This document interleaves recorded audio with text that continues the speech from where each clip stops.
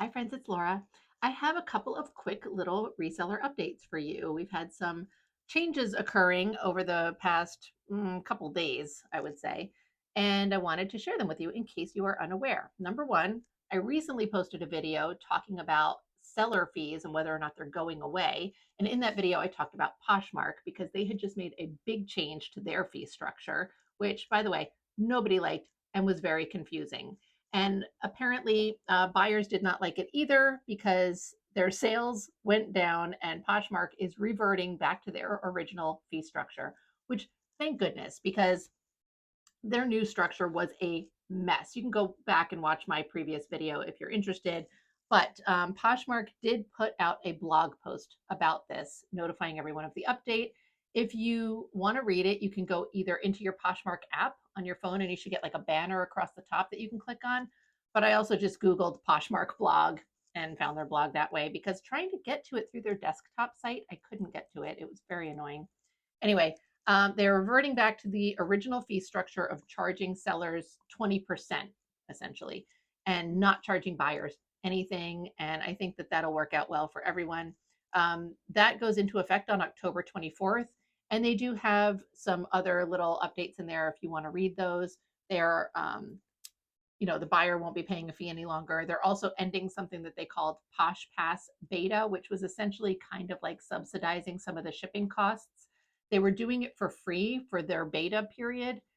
So I don't know if that means, I mean, obviously they're not going to be subsidizing this for free at this point. I don't know if they are going to offer Posh Pass at some time in the future. There was a lot of speculation that while they were doing this free shipping subsidy for this brief period, that the ultimate goal was going to be to offer this as a service, either that sellers could pay like a monthly fee to be able to give this discounted shipping service to their buyers, or maybe that buyers could pay a subscription fee to get discounted shipping. I'm not clear. I don't know that it was, I don't know that anybody had actual information. I think there was just a lot of speculation. And Poshmark is also going to be offering a rebate. So if you had some listing during the time of the new fee structure, and let's see, and I think that if you had those listings and sold things during that period, blah blah blah, they will offer somewhat of a rebate. But go read the fine print of it. It's annoying. Anyway, that's the first update. The second update that I have for you is regarding Etsy and their integrations with third-party shipping carriers. So this would be like PirateShip, Shippo, something else that I don't remember because I don't use it. ShipStation. There's probably more. So Etsy put out an update in their policy. They didn't really announce it to anybody. I didn't get an email. I don't see anything on my Etsy dashboard about it, but I've seen it via social media. So on Etsy's policies regarding this, it says how to use a third party provider to ship your order. And they give you some instructions. But then they also say for sellers shipping from the United States as of October 21st, 2024, Shippo and ShipStation are the only third party shipping apps which, when integrated into your Etsy account, will automatically import and export shipping related data between your shop and the shipping partner. And for example, I use PirateShip, and the way that it's been functioning is that I go into PirateShip and I hit a little button that says import, and it will go to Etsy and see if I have any sales.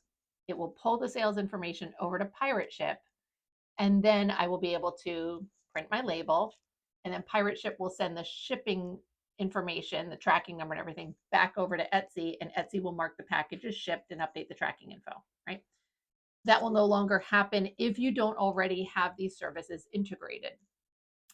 If, according to Etsy, if you're a US seller and you've integrated a third party shipping service other than Shippo or ShipStation prior to October 21st, these services will continue to function as usual with the shipping data being automatically imported and exported. So that sounds like, okay, you know, however, it commonly happens where I go into PirateShip and I have to like refresh my connection with Etsy.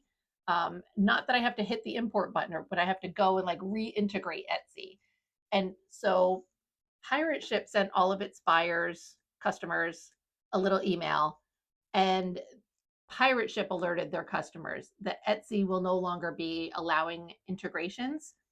It did acknowledge the fact that Etsy said that if you're already integrated, you will stay integrated. But PirateShip also did say, look, we know sometimes you have to refresh that connection, and we don't know if you're going to be able to do that again or not. Um, PirateShip has reached out to Etsy, sort of saying, like, hey, what happened? Like, Etsy didn't notify PirateShip either. They just kind of stuck up some new policies. So, um, they've been reaching out to Etsy. Etsy hasn't responded to PirateShip. But worst case scenario, even if your little connection goes away and you're not able to reconnect it, you can still use PirateShip or other third-party shipping providers. It just is not going to have that automatic link between the two.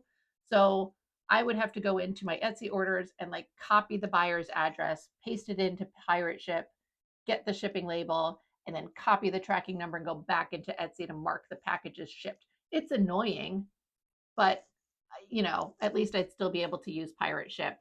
Um, so, it would be wonderful if Etsy allowed that integration to happen again.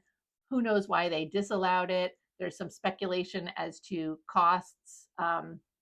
If you try to buy shipping labels on Etsy currently, sometimes a lot of the domestic ones, it's kind of the same price, whether I go through PirateShip or Etsy. On occasion, it's a little cheaper to go through PirateShip, even for domestic. For me, the international ones are the big difference. There's a very large difference in price for me using Etsy's global shipping program versus PirateShip's simple export rate. And that's why I use them. But I also use PirateShip sometimes just for domestic stuff because I like their customer service better, or because I'm also shipping eBay and Depop packages that day and I want to be able to give a scan form to my postal provider person, post office. So, who knows what'll happen with that. I I love using PirateShip. Generally speaking, they do provide pretty excellent customer service. I have had a couple of weird experiences with them in the past few months. Nothing major, but like one, I had an insurance claim that I had to file, and they did pay out the insurance claim, which I was very grateful for. The options to receive payment for the insurance claim were like I could get a PirateShip credit, and it was a $300 thing. I didn't want a PirateShip credit, or I could have it like wire transferred to my bank, but they would have charged like a service fee, like whatever, 1%, 3%, I forget what it was. I didn't want to pay that. The third option was to have it sent via check, but it might take like 4 to 6 weeks. So I went with that option, but the 4 to 6 weeks came and went. I reached out to PirateShip. They said, oh, there was a delay. You should expect it by this new date. That date came and went, and I didn't get it. And so finally, PirateShip did kind of say, hey, well, we could just like, if you have a PayPal account, we could just put it in PayPal. And I do. So I was like, okay, I'll just do that. And while there was no service fee from PirateShip's side, PayPal charged me a fee because I have a PayPal business account. So I can't just receive money in my PayPal account, which is very annoying. Although whatnot payments go into my PayPal and I don't get charged an additional fee on that, which I should not, but I shouldn't have gotten one on this PirateShip thing either. But whatever. PirateShip did offer me a $10 credit uh, when they told me about the delay, just as like a, sorry for the inconvenience thing. So that was nice, but it kind of made it a wash because PayPal charged me essentially $10 as a service fee.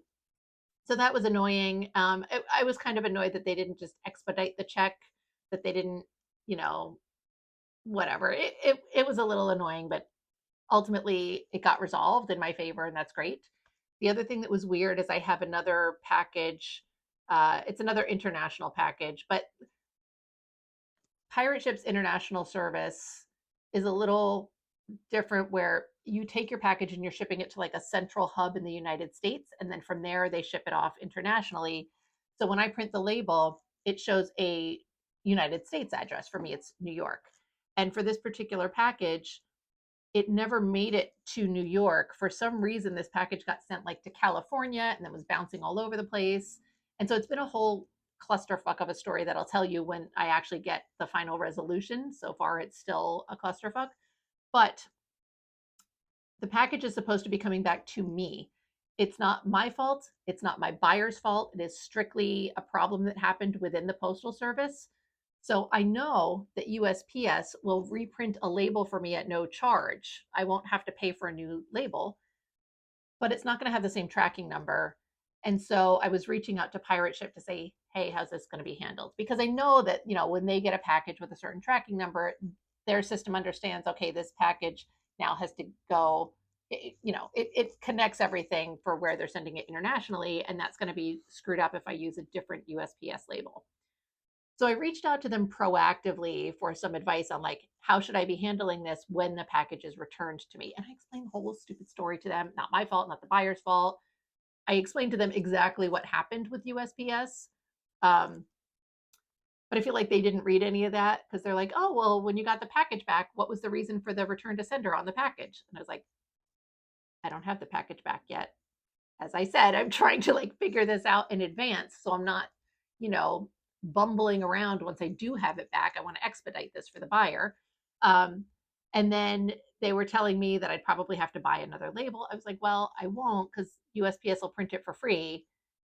And, she was like, oh, that's so nice that your post office will do that for you. I'm like, it's not nice. Like they screwed up. So they're going to reprint the label for free. And again, the representative said something about like how kind it was that USPS would do that. It's not kind. I paid them for a service that they did not provide me. So they still have to provide me with the service. Right.